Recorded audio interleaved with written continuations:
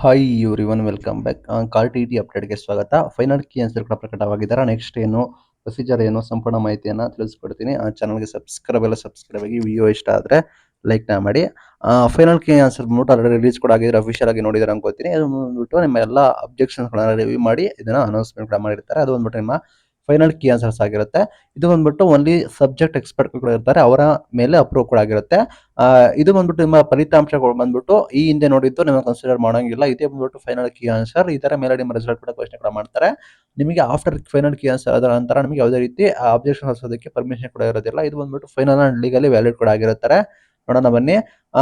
ಎಲ್ಲ questions change ಆಗಿರುತ್ತೆ ಅಂತ ನೋಡೋದಾದ್ರೆ ಇಲ್ಲ, ನಿಮಗೆ ಗೊತ್ತಿರೋ ಹಾಗೆ ಒಂದೇ ಒಂದು ಯಾವುದೊಂದು ಡಿಲೀಟ್ ಆಗಿದೆ. ಎಲ್ಲ ಕೆಲವೊಂದು ಫ್ಯೂ ಕ್ವಶನ್ಸ್ ಕೂಡ ಚೇಂಜಸ್ ಕೂಡ ಆಗಿದ್ದಾವೆ.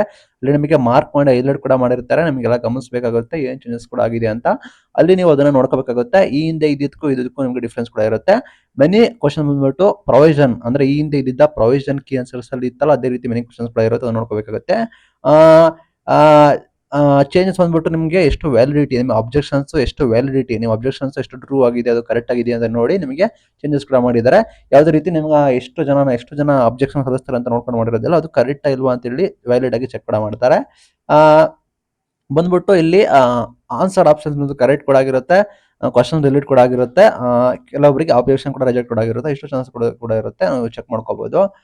ಇಲ್ಲಿ ಬಂದ್ಬಿಟ್ಟು ಕ್ವಶನ್ ಡಿಲೀಟ್ ಆಗಿರುತ್ತೆ, ಒಂದು ಕ್ವಶನ್ ಡಿಲೀಟ್ ಆಗಿದೆ. ಆ ಕ್ವಶನ್ ಡಿಲೀಟ್ ಆದ್ರೆ ಏನಾಗುತ್ತೆ ಅಂದ್ರೆ ಫುಲ್ ಮಾರ್ಕ್ಸ್ ಬಂದ್ಬಿಟ್ಟು ಎಲ್ಲ ಕ್ಯಾಂಡಿಡೇಟ್ಸ್ ಗಳಿಗೆ ಸಿಗುತ್ತೆ. ಅಟೆಂಪ್ಟ್ ಮಾಡಿರ್ಲಿ ಬಿಡ್ಲಿ ನಿಮಗೆ ಫುಲ್ ಬೆನಿಫಿಟ್ಸ್ ಕೂಡ ಸಿಗುತ್ತೆ. ಅದು ಬಂದ್ಬಿಟ್ಟು ಸ್ಟ್ಯಾಂಡರ್ಡ್ ರೂಲ್ಸ್ ಇರುತ್ತೆ. ಲೈಕ್ ನಿಮ್ಗೆ ಅದು ಡಿಲೀಟ್ ಆದ ನಂತರ ನಿಮಗೆ ಔಟ್ ಆಫ್ ನಿಮಗೆ 150 ಇದ್ದಿದ್ದು 149 ಆಗುತ್ತೆ. 149 ನೀವು ಎಲಿಜಿಬಿಲಿಟಿ ಮಾರ್ಕ್ಸ್ ತೆಗಿಬೇಕಾಗುತ್ತೆ, ಇದನ್ನ ನೋಡ್ಕೋಬೇಕಾಗುತ್ತೆ. ಇಲ್ಲಿ ಬಂದ್ಬಿಟ್ಟು ನೀವು ಕರೆಕ್ಟ್ ಆಗಿ ಫೈನಲ್ ಕೀ ಆನ್ಸರ್ಸ್ ಅಲ್ಲಿ ಯಾವ ರೀತಿ ಇದೆ ಅದರ ಪ್ರಕಾರವೇ ನೀವು ಕರೆಕ್ಟ್ ಆಗಿ ಮಾರ್ಕ್ ಮಾಡಿದ್ರೆ, ಕರೆಕ್ಟ್ ಆಗಿ ನೀವು ಆನ್ಸರ್ ಕೂಡ ಮಾಡಿದ್ರೆ ನಿಮಗೆ ಮಾರ್ಕ್ಸ್ ಸಿಗುತ್ತೆ. ನೀವು ಬಂದ್ಬಿಟ್ಟು ಪ್ರಾವಿಷನಲ್ ಇರೋದೇ ನೀವು ನಂಬ್ಕೊಂಡು ಅದನ್ನ ನೀವು ನಿಮ್ಗೆ ಫೈನಲ್ ಅಂತ ಅನ್ಕೊಳಂಗಿಲ್ಲ. ಬಂದ್ಬಿಟ್ಟು ಸಿಸ್ಟಮ್ ಬೇಸ್ಡ್ ಚಿಕ್ಕಾಗಿರುತ್ತೆ, ಮ್ಯಾನುವಲ್ ಆಗಿ ಯಾರು ಕೂಡ ಅಡ್ಜಸ್ಟ್ ಕೂಡ ಮಾಡೋದಿಲ್ಲ. ಫೈನಲ್ ಕೀ ಆನ್ಸರ್ ಅಂತ ಗ್ರೇಸ್ ಮಾರ್ಕ್ಸ್ ಅಂತ ನೋಡೋದಾದ್ರೆ ಇಲ್ಲ, final key answer grace marks difference ಕೂಡ ಇದೆ. ಸರ್ಕಾರದವರು ಕ್ಲಾರಿಟಿ ಕೊಟ್ಟಿದ್ದಾರೆ, ಗ್ರೇಸ್ ಮಾರ್ಕ್ಸ್ ಕೂಡ ಡಿಲೀಟ್ ಕೂಡ ಮಾಡ್ತೀವಿ ಅಂತ, ಅದು ಕೂಡ ಗ್ಯಾಪ್ ನೋಡ್ಕೊಳ್ಳಿ. ನೋಡೋದಾದ್ರೆ ಇಲ್ಲಿ ಕೆಲವರಿಗೆ ಏನಾಗುತ್ತೆ ಅಂದ್ರೆ ನೀವು ಕರೆಕ್ಟ್ ಆಗಿ ಆನ್ಸರ್ ಕೂಡ ಮಾಡಿದ್ರೆ ಕೆಲವರಿಗೆ ಮಾರ್ಕ್ಸ್ ಇನ್ಕ್ರೀಸ್ ಕೂಡ ಆಗ್ಬೋದು, ಕೆಲವರಿಗೆ ಡಿಕ್ರೀಸ್ ಕೂಡ ಆಗಿರ್ಬೋದು. ಬಾರ್ಡರ್ ಅಲ್ಲಿರೋ ವಿದ್ಯಾರ್ಥಿಗಳು ಮೇನ್ ಥಿಂಗ್ 89, 88 ಅಂಡ್ ಅಲ್ಲಿ 81, 82 ಆ ರೇಂಜ್ ಆಗಿದ್ದೀರಾ, ಅವರು ದಯವಿಟ್ಟು ನೋಡ್ಕೊಳ್ಳಿ. ವೆರಿ ವೆರಿ ಇಂಪಾರ್ಟೆಂಟ್ ಆಗಿರುತ್ತೆ, ನೋಡ್ಕೊಳ್ಳಿ. ನಂತರ ಫೈನಲ್ ಕೀ ಆನ್ಸರ್ ನಂತರ ನಮಗೆ ಏನಂದ್ರೆ ಫೈನಲ್ ಕೀ ರಿಲೀಸ್ ಕೂಡ ಆಗಿದೆ. ನಂತರ ನಮಗೆ ಮಾರ್ಕ್ಸ್ ಕ್ಯಾಲ್ಕುಲೇಟ್ ಕೂಡ ಆಗುತ್ತೆ.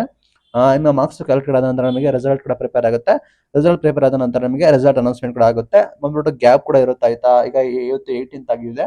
ದಿಸ್ ಮಂತ್ ಎಂಡ್ ಅಥವಾ ನೆಕ್ಸ್ಟ್ ಜನವರಿ ಅಂದ್ರೆ new year first week second week ಒಳಗಡೆ ನಿಮ್ದು ರಿಸಲ್ಟ್ ಕೂಡ ಎಕ್ಸ್ಪೆಕ್ಟ್ ಮಾಡ್ಬೋದು. ಬಂದ್ಬಿಟ್ಟು ಡೇಟ್ ಕೂಡ ಆಗುತ್ತೆ ನಿಮಗೆ, ಅರ್ಥ ಆಯ್ತಾ. ನೀವು ನೋಡ್ಕೊಳ್ಳಿ, ಫೈನಲ್ ಕೀ ಆನ್ಸರ್ನ ಡೌನ್ಲೋಡ್ ಕೂಡ ಮಾಡ್ಕೊಳ್ಳಿ. ನೀವು ಎಲ್ಲ ಕ್ಯಾಲ್ಕುಲೇಟ್ ಕೂಡ ಮಾಡಿ ನಿಮ್ಮ ಅಫಿಷಿಯಲ್ ಅಪ್ಡೇಟ್ಗೋಸ್ಕರ ನೀವು ಕಾಯಿರಿ. ನಾವು ನಿಮಗೆ ಸಂಪೂರ್ಣ ಮಾಹಿತಿಯನ್ನು ತಿಳಿಸ್ಕೊಡ್ತೀವಿ. ಇದು ಇವತ್ತಿನ ವಿಡಿಯೋ, ಅರ್ಥ ಆಯ್ತು ಅನ್ಕೋತೀನಿ. Thank you for watching till end. Thank you.